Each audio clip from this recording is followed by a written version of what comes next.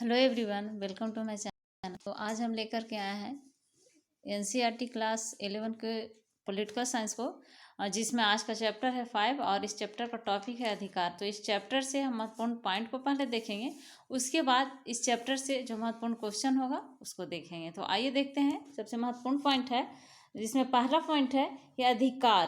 तो अधिकार उन बातों का प्रतीक है जिन्हें समाज के सभी लोगों को समान सम्मान और गरिमा का जीवन बसर करने के लिए महत्वपूर्ण और आवश्यक समझते हैं। यानी जितने भी समाज में लोग हैं, सभी लोग को जीवन जीने का अधिकार, गरिमापूर्ण सम्मान के साथ गरिमापूर्ण जीवन जीने का अधिकार है। तो इसी को बोलते हैं अधिकार। 10 दिसंबर 1948 ईस्वी को 10 दिसंबर 1948 को संयुक्त राष्ट्र की सामान्य सभा ने मानवाधिकारों की सार्वभौमिक घोषणा को स्वीकारा और लागू किया। 17वीं और 18वीं शताब्दी में राजनीतिक सिद्धांतकार तर्क देते थे कि हमारे लिए अधिकार प्राकृतिक या ईश्वर प्रदत्त है, हमें जन्म से वे अधिकार प्राप्त हैं, अतः कोई व्यक्ति या शासक उन्हें हमें छीन नहीं सकता।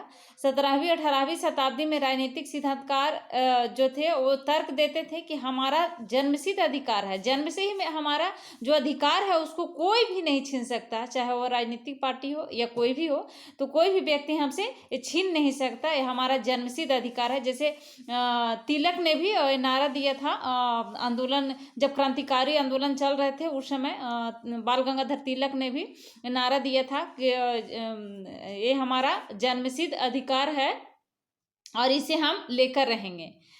नेक्स्ट पॉइंट है कि मनुष्य के लिए 3 प्राकृतिक अधिकार चिन्हित किए गए हैं। प्राकृतिक अधिकार, तो प्राकृतिक अधिकार जो चिन्हित किया गया है उसमें से पहला है जीवन का अधिकार, और दूसरा है स्वतंत्रता का अधिकार, और तीसरा है संपत्ति का अधिकार। तो जीवन जीने के लिए उसको प्रकृति जो अधिकार है वह जन्म से ही अधिकार मिला हुआ, उसको कोई छीन नहीं सकता। और स्वतंत्रता का अधिकार, संपत्ति का अधिकार, अपना संपत्ति अर्जित कर सकता है। तो इस प्रकार से स्वतंत्रता का अधिकार ये जो है अधिकार, इसको प्राकृतिक अधिकार के अंतर्गत इसको लिया जाता है, जीवन का अधिकार, स्वतंत्रता का अधिकार और संपत्ति का अधिकार को। नेक्स्ट पॉइंट है कि नागरिक स्वतंत्रता और राजनीतिक अधिकार मिलाकर किसी सरकार की लोकतांत्रिक प्रणाली की बुनियाद का निर्माण करते हैं। राजनीतिक अधिकार नागरिकों को कानून के समक्ष बराबरी तथा राजनीतिक प्रक्रिया में भागीदारी का हक देते हैं, उसको राजनीतिक अधिकार कहते हैं। क्योंकि राजनीतिक अधिकार नागरिकों को कानून के समक्ष बराबरी, क्योंकि कानून के सामने सब बराबर है, तो कानून के समक्ष बराबरी तथा राजनीतिक प्रक्रिया में भागीदारी का हक देते हैं। राजनीतिक प्रक्रिया में भागीदारी का हक कहने का मतलब ये हुआ कि वोट देने का अधिकार, चुनाव लड़ने का अधिकार, अपने प्रतिनिधि चुनने का अधिकार, तो इसको राजनीतिक अधिकार कहते हैं। तो इसको राजनीतिक अधिकार नागरिकों को कानून के समक्ष बराबरी तथा राजनीतिक प्रक्रिया में भागीदारी का हक देते हैं। नेक्स्ट पॉइंट है कि अधिकारों का उद्देश्य लोगों को कल्याण की हिफाजत करना होता है। अधिकार का उद्देश्य ये होता है कि लोगों को कल्याण करे, लोगों की कल्याण के लिए हिफाजत करे, इसको बोलते हैं अधिकार। नेक्स्ट पॉइंट है कि जर्मन दार्शनिक इमैनुअल कांट के अनुसार अधिकार क्या है। तो इमैनुअल कांट के अनुसार लोगों के साथ गरिमामय बर्ताव करने का अधिकार है। यानी कहने का मतलब ये है कि उसके साथ नैतिकता से पेश आना। इमैनुअल कांट के अनुसार अधिकार का मतलब है कि गरिमामय बर्ताव, अर्थात उनके साथ नैतिकता से पेश आना, इसको अधिकार बोलते हैं। यह इमैनुअल कांट के मतानुसार है। नेक्स्ट पॉइंट है कि कांट के विचार ने अधिकार की एक नैतिक अवधारणा प्रस्तुत की, जिसमें से पहला है हमें दूसरों के साथ वैसा ही आचरण करना चाहिए जैसा हम अपने लिए दूसरों से अपेक्षा रखते हैं, उसी प्रकार से दूसरों के साथ हमें भी उसके साथ उसी तरह का व्यवहार करना चाहिए, उसी तरह का आचरण करना चाहिए। और दूसरा है कि हमें यह निश्चित करना चाहिए कि हम दूसरों को अपनी स्वार्थ सिद्धि का साधन नहीं बनाएंगे, दूसरों को अपने स्वार्थ के लिए, अपने स्वार्थ पूर्ति के लिए उसका साधन नहीं बनाएंगे। इमैनुअल कांट का विचार था। नेक्स्ट है कि भारतीय संविधान में 7 मौलिक अधिकार थे, परंतु सन 1989 ईस्वी में 44वें संविधान संशोधन के द्वारा संपत्ति के अधिकार को हटा दिया गया। तो अब संविधान में 6 मौलिक अधिकार रह गए हैं। तो सबसे पहले हम लोग जानते हैं कि मौलिक अधिकार है क्या। तो मौलिक अधिकार को संविधान अमेरिका के संविधान से लिया गया है। मौलिक अधिकार को हमारे संविधान में अमेरिका के संविधान से इसको लिया गया है और इसका वर्णन संविधान के भाग 3 में है। मौलिक अधिकार का वर्णन संविधान के भाग 3 में किया गया है, जो आर्टिकल 12 से लेकर के 35 तक है। अनुच्छेद 12 से 35 तक इसका वर्णन किया गया है। तो संविधान के भाग 3 को भारत का अधिकार पत्र या फिर मैग्ना कार्टा कहा जाता है और इसे मूल अधिकारों का जन्मदाता भी कहा जाता है। तो मौलिक अधिकारों में संशोधन हो सकता है एवं राष्ट्रीय आपात के दौरान आर्टिकल 352 के अंतर्गत जीवन एवं व्यक्तिगत स्वतंत्रता के अधिकार को छोड़कर अन्य मौलिक अधिकारों को स्थगित किया जा सकता है। मूल संविधान में 7 मौलिक अधिकार थे, लेकिन 44वां संविधान संशोधन 1978 में हुआ था। तो 44वें संविधान कहीं 1979 भी दिया हुआ रहता है। तो एनसीईआरटी के अनुसार आपका 1979 अगर और कहीं क्वेश्चन में कॉम्पिटिटिव एग्जाम में पूछा जाता है तो वहाँ पर क्वेश्चन में कहीं 1978 में, तो 1979 या फिर 1978 दोनों इसको याद रखने की जरूरत है, दोनों याद रखना है। तो 1978 के अंतर्गत संपत्ति के अधिकार को 1978 में जब संविधान में संशोधन हुआ था 1978 में, तो संविधान में संशोधन के द्वारा संपत्ति के अधिकार को आर्टिकल 31 एवं 19 क में रखा गया था। इसको मौलिक अधिकार की सूची से हटा दिया गया था और इसे संविधान के अनुच्छेद 300 में रखा गया था। अनुच्छेद 31 एवं 19 का को मौलिक अधिकार की सूची से इसको हटा दिया गया था और इसको 300A के अंतर्गत रखा गया था। 300A के अंतर्गत कानूनी अधिकार के रूप में इसको कानूनी अधिकार, संपत्ति के अधिकार को कानूनी अधिकार दे दिया गया था। तो ये है मौलिक अधिकार। इसके अंतर्गत जो मौलिक अधिकार है अभी 6 है, संपत्ति के अधिकार को हटा दिया, पहले 7 था। तो जो 6 अधिकार है वह पहला है समता या समानता का अधिकार, जो आर्टिकल 14 से 18 तक है, और दूसरा है स्वतंत्रता का अधिकार, आर्टिकल 19 से 22 तक इसको दिया गया है स्वतंत्रता के अधिकार को, और तीसरा है शोषण के विरुद्ध अधिकार, जिसको आर्टिकल 23 से 24 तक इसको शोषण के विरुद्ध अधिकार को दिया है, और स्वतंत्रता, धार्मिक स्वतंत्रता का अधिकार तो इसको आर्टिकल 25 से 28 तक इसको दिया गया है, और 5वां है संस्कृति और शिक्षा संबंधी अधिकार, जो आर्टिकल 29 से 30 तक है, और 6ठा है संवैधानिक उपचारों का अधिकार, जो आर्टिकल 32 के अंतर्गत इसको रखा गया है। तो ये है मौलिक अधिकार, जो पहले 7 थे और संपत्ति के अधिकार को उसमें से हटा दिया गया है, उसको कानूनी अधिकार दे दिया गया है। तो अब 6 अधिकार है। तो आइए देखते हैं इस चैप्टर से जो महत्वपूर्ण क्वेश्चन है उसको अब हम देखते हैं। तो इस चैप्टर से पहला क्वेश्चन है कि अधिकार क्या है और वे महत्वपूर्ण क्यों हैं। तो अधिकारों का दावा करने के लिए उपयुक्त आधार क्या हो सकते हैं। तो अधिकार का अर्थ यह है कि मनुष्य के सामाजिक जीवन की वे परिस्थितियां हैं जिनके द्वारा मनुष्य अपना विकास कर सकता है तथा अधिकारों के बिना मनुष्य अपना विकास नहीं कर सकता है। जिस देश के नागरिकों को अधिकार प्राप्त नहीं होते वहाँ के नागरिक अपना विकास नहीं कर सकते। तो राज्य के द्वारा दिए गए अधिकारों को देखकर ही उस राज्य को अच्छा या बुरा कहा जा सकता है। तो अगर किसी भी व्यक्ति को अधिकार छीना जाता है तो उसका विकास नहीं होता, जब तक अधिकार नहीं मिलेगा वो अपने आप को डेवलप नहीं कर पाता है। तो इसलिए जीवन की वे परिस्थितियां हैं अधिकार, मनुष्य के सामाजिक जीवन की वे परिस्थितियां हैं अधिकार जिनके द्वारा मनुष्य अपना विकास कर सकता है तथा अधिकारों के बिना मनुष्य अपना विकास नहीं कर सकता, अपना डेवलप नहीं कर सकता अपने आप को। तो जिस देश में नागरिकों का अधिकार प्राप्त नहीं होते वहाँ के नागरिक अपना विकास नहीं कर सकते हैं। लास्की के अनुसार हम देखते हैं कि अधिकार क्या है। तो लास्की के अनुसार अधिकार सामाजिक जीवन की वे परिस्थितियां हैं जिनके बिना साधारणतः कोई मनुष्य अपना विकास नहीं कर सकता। ये लास्की के अनुसार है। हॉलैंड के अनुसार देखते हैं कि अधिकार क्या है। तो हॉलैंड के अनुसार अधिकार एक व्यक्ति के द्वारा दूसरे व्यक्ति के कर्तव्यों को समाज के मन और शांति द्वारा प्रभावित करने की क्षमता है। अधिकार उन बातों को प्रतीक है जिन्हें समाज के सभी लोगों के सम्मान और गरिमा का जीवन बसर करने के लिए महत्वपूर्ण और आवश्यक समझते हैं। जैसे आप उदाहरण के लिए ले लीजिए कि आजीविका का अधिकार सम्मानजनक जीवन जीने के लिए जरूरी है।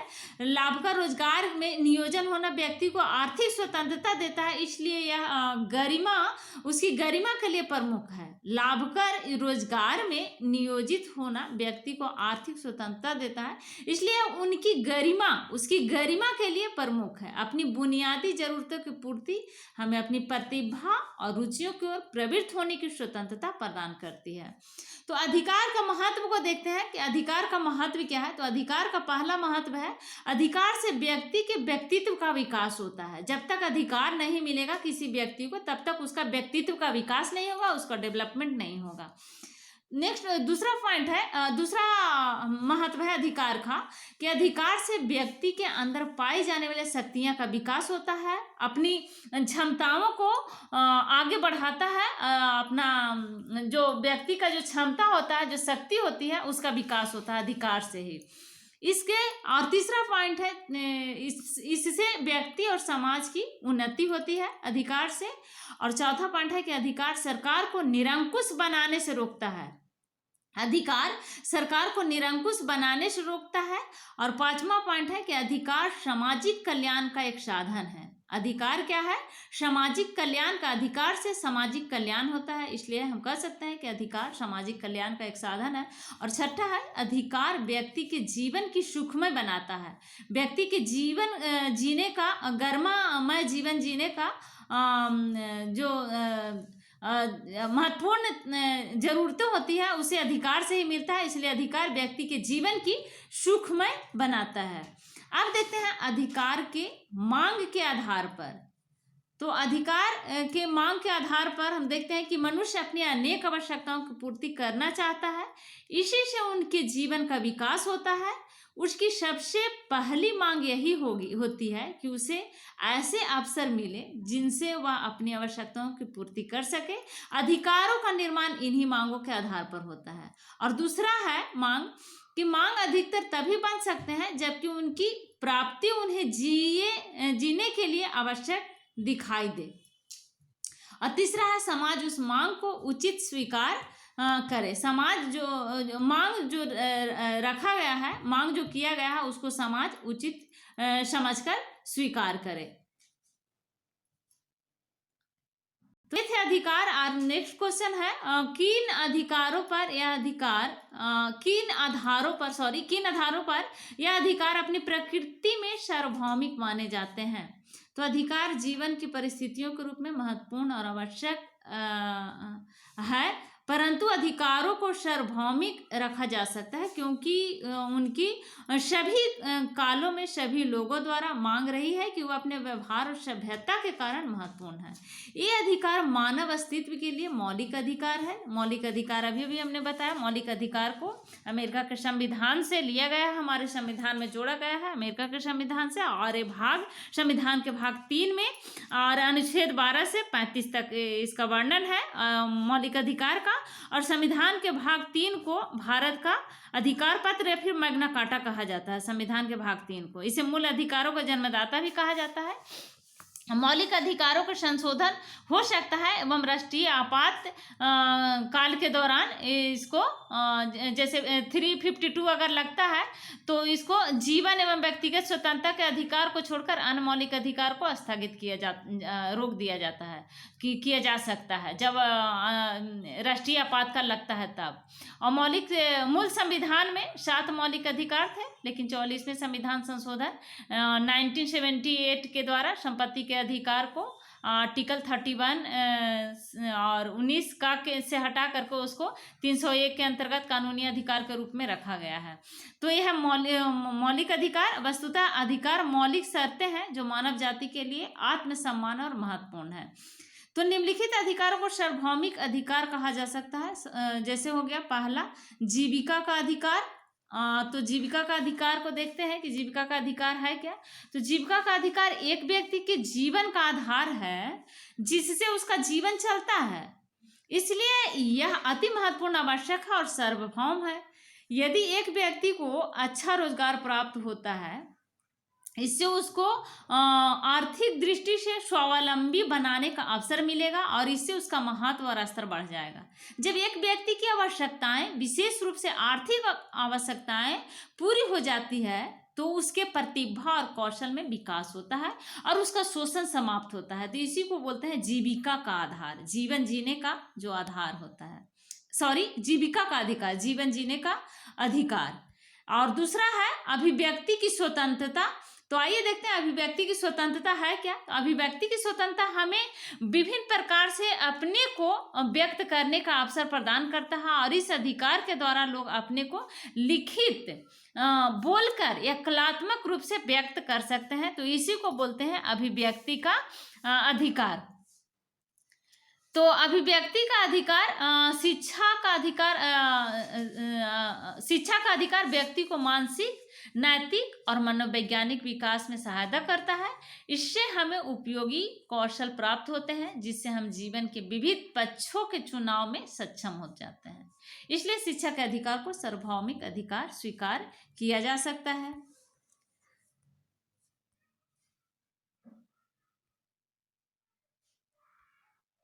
अब नेक्स्ट क्वेश्चन है, संक्षेप में उन नए अधिकारों की चर्चा कीजिए जो हमारे देश में सामने रखे जा रहे हैं।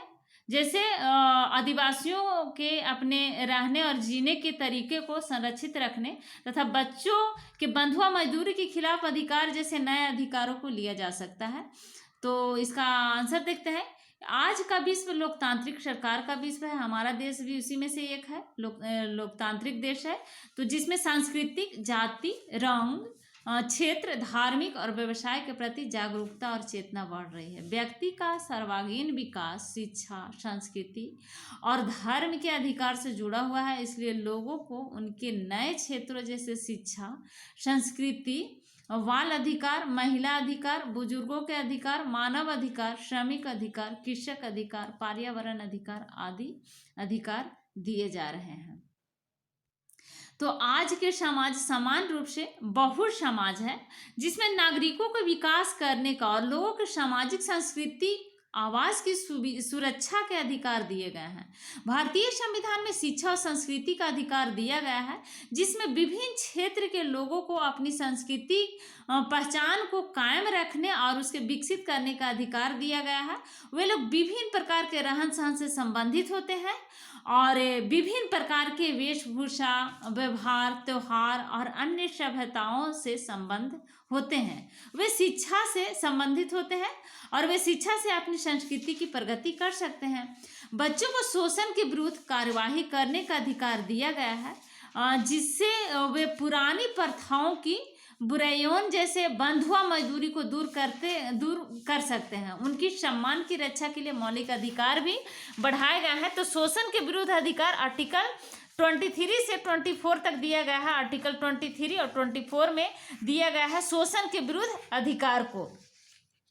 तो शोषण के विरुद्ध अधिकार जो दिया गया है आर्टिकल 23 में दिया गया है और आर्टिकल 24 में। तो शोषण के विरुद्ध अधिकार के अंतर्गत ये है कि इसके द्वारा किसी व्यक्ति की खरीद बिक्री, बेगारी तथा इसी प्रकार का अन्य जबरदस्ती श्रम को निषिद्ध ठहराया गया है जिसका उल्लंघन विधि के अनुसार दंडनीय अपराध माना गया है।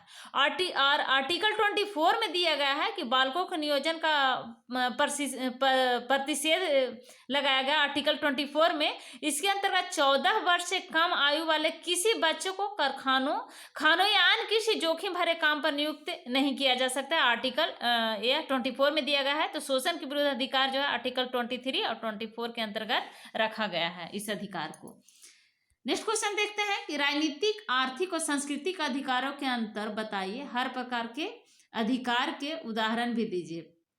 तो समाज में लोगों के विभिन्न प्रकार की दशाओं और सुविधाओं की आवश्यकता होती है, जिनको वे अधिकार के रूप में प्राप्त करना चाहते हैं तथा अपना विकास करना चाहते हैं। जैसे राजनीतिक अधिकार है, तो राजनीतिक अधिकार नागरिकों को कानून के समक्ष बराबरी तथा राजनीतिक प्रक्रिया में भागीदारी का हक देते हैं। इनमें वोट देने और प्रतिनिधि चुनने, चुनाव लड़ने, राजनीतिक पार्टियां बनाने या उसमें शामिल होने जैसे अधिकार शामिल है। राजनीतिक अधिकार नागरिक स्वतंत्रताओं से जुड़े होते हैं। तो राजनीतिक अधिकार हर व्यक्ति को दिया गया है। राजनीतिक अधिकार हर व्यक्ति का अधिकार है और वो अपना उसका जो अधिकार है वो वोट दे सकता है और अपना प्रतिनिधि चुन सकता है। वोट देने का अधिकार होता है और प्रतिनिधि चुन सकता है, चुनाव लड़ सकता है, राजनीतिक पार्टियां बना सकता है। तो इस प्रकार के अधिकार को राजनीतिक अधिकार कहते हैं। तो कुछ राजनीतिक अधिकार निम्न प्रकार से है। जैसे पहला है कानून के समक्ष समानता। कानून के समक्ष सब बराबर हो, सब एक समान हो। तो कानून के समक्ष सब बराबर हो। और दूसरा अभिव्यक्ति की स्वतंत्रता, और तीसरा है मतदान का अधिकार, और चौथा है निर्वाचित होने का अधिकार, और पांचवा है संघ बनाने का अधिकार। कोई भी अपना संघ बना सकता है। हर एक व्यक्ति का अधिकार दिया गया है कि संघ आप बना सकते हैं। और छठा है प्रतिनिधि चुनने का अधिकार, और सातवां है राजनीतिक दल बनाने का अधिकार। अब देखते हैं आर्थिक अधिकार। तो वो सब हो गया राजनीतिक अधिकार। अब देखते हैं आर्थिक अधिकार। तो आर्थिक अधिकार वे अधिकार होते हैं जो मनुष्यों की आवश्यकताओं की पूर्ति करती है, जैसे भोजन, कपड़ा, मकान, विश्राम और रोजगार आदि। तो राजनीतिक और आर्थिक अधिकार एक दूसरे से जुड़े हुए हैं। मुख्य आर्थिक अधिकार निम्नलिखित है। जैसे पहला है कार्य करने का अधिकार, दूसरा है आवास एवं कार्य करने की उचित दशाएं, तीसरा है रोजगार का अधिकार, चौथा है पर्याप्त मजदूरी का अधिकार, और पांचवा है विश्राम का अधिकार, छठा है न्यूनतम आवश्यकता जैसे आवास, भोजन, वस्त्र आदि का अधिकार, सातवां है संपत्ति का अधिकार, आठवां है चिकित्सा सुविधा का अधिकार। तो संस्कृति अब देखते हैं सांस्कृतिक अधिकार। तो सांस्कृतिक अधिकार वे अधिकार होते हैं जो मानव के विकास, सुव्यवस्थित जीवन के लिए उत्तेजनात्मक, मनोवैज्ञानिक और नैतिक विकास के लिए महत्वपूर्ण है। मुख्य सांस्कृतिक अधिकार निम्नलिखित है। जैसे पहला है प्राथमिक शिक्षा प्राप्त करने का अधिकार, सांस्कृतिक अधिकार के अंतर्गत आता है। और दूसरा है स्थानीय वेशभूषा, त्योहार, पूजा और उत्सव मनाने का अधिकार, यह भी सांस्कृतिक अधिकार के अंतर्गत आता है। और तीसरा है शैक्षिक संस्थानों की स्थापना का अधिकार। तो इसके अंतर्गत आप शैक्षणिक संस्थानों की स्थापना आप कर सकते हैं, यह भी सांस्कृतिक अधिकार के अंतर्गत आता है। संस्कृति और शिक्षा संबंधी अधिकार आर्टिकल 29 से 29 और 30 में दिया गया है। आर्टिकल 29 और आर्टिकल 30 में। तो आर्टिकल 29 के अंतर्गत दिया गया है कि कोई भी अल्पसंख्यक वर्ग अपनी भाषा, लिपि और संस्कृति को सुरक्षित रख सकता है और केवल भाषा, जाति, धर्म और संस्कृति के आधार पर उसे किसी भी सरकारी शैक्षिक संस्था में प्रवेश से नहीं रोका जाएगा। और आर्टिकल 30 में दिया गया है शिक्षा संस्थाओं की स्थापना और प्रशासन करने का अल्पसंख्यक वर्गों का अधिकार इसके अंतर्गत दिया गया है, जिसमें दिया गया है कि कोई भी अल्पसंख्यक वर्ग अपनी पसंद का शैक्षणिक संस्था चला सकता है और सरकार उसे अनुदान देने में किसी भी तरह की भेदभाव नहीं करेगी। तो ये आर्टिकल संस्कृति का जो अधिकार दिया गया आर्टिकल 29 और 30 के अंतर्गत इसको दिया गया है। नेक्स्ट क्वेश्चन देखते हैं। अधिकार राज्य की सतह पर कुछ सीमाएं लगाते हैं, उदाहरण सहित व्याख्या कीजिए। तो अधिकार राज्य की सतह पर कुछ सीमाएं लगाते हैं। क्योंकि अधिकार राज्य से प्राप्त मांग एवं दावे हैं, इसलिए यह स्वाभाविक है कि राज्य की यह जिम्मेदारी बनती है कि हम लोगों को सुनिश्चित सुविधाएं, उनके कल्याण और रोजगार के लिए प्रबंध करें। ऐसा करने में राज्य के कार्य में कुछ कमियां आ जाती है। नागरिकों के अधिकार सुनिश्चित करते हुए राज्य के प्राधिकरण को लोगों के जीवन और स्वतंत्रता को अक्षुण्ण रखते हुए अपना कार्य करना चाहिए। इसमें कोई संदेह नहीं कि राज्य अपनी प्रभुता के कारण शक्तिशाली है, परंतु नागरिकों के साथ संबंध राज्य की प्रभुता की प्रकृति पर निर्भर है। राज्य अपनी रक्षा से भी अस्तित्व में नहीं होता है, बल्कि लोगों की सुरक्षा से ही टिक सकता है। तो यह नागरिक ही होता है जिसका महत्व अधिक होता है। राज्य के कानून लोगों के लिए उसके कार्य के लिए उत्तरदायी और संतुलित है। कानून राज्य और लोगों के मध्य संबंध को नियंत्रित करता है। यह राज्य का कर्तव्य है कि वह आवश्यक दशाएं उपलब्ध कराएं जिसकी नागरिकों द्वारा अपने कल्याण एवं विकास मांग और दावे किए जाते हैं। राज्य को इस संबंध में महत्वपूर्ण निर्णय लेना चाहिए। नेक्स्ट क्वेश्चन है इस चैप्टर का, अधिकार क्या है, उदाहरण के द्वारा समझाएं। तो अधिकार उन बातों का प्रतीक है जिन्हें समाज के सभी लोगों के सम्मान और गरिमा का जीवन बसर करने के लिए महत्वपूर्ण और आवश्यक समझते हैं।